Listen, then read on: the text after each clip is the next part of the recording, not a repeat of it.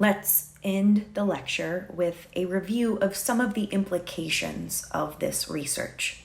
First, we should try to match people with the organization, their work environment, their group, their supervisor, their job.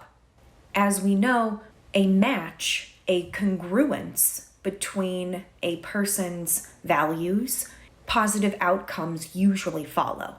When there's a mismatch or an incongruence, we generally see negative outcomes.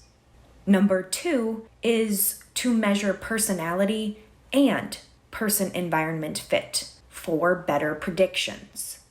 Measuring both helps us explain more variance in behavior, attitudes, performance. The research on emotions suggests that we should consider the power of work-related events on people's emotions and on their motivation.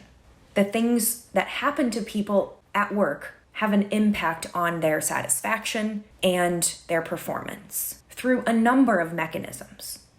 And fourth, remember that everyone comes to their job with a set of expectations for what the organization is going to do for them and a set of expectations for what they need to do for the organization. When those expectations are violated, we again see negative outcomes. Part of a leader's job is to manage expectations and perceptions. We will learn more about this when we cover expectancy theory.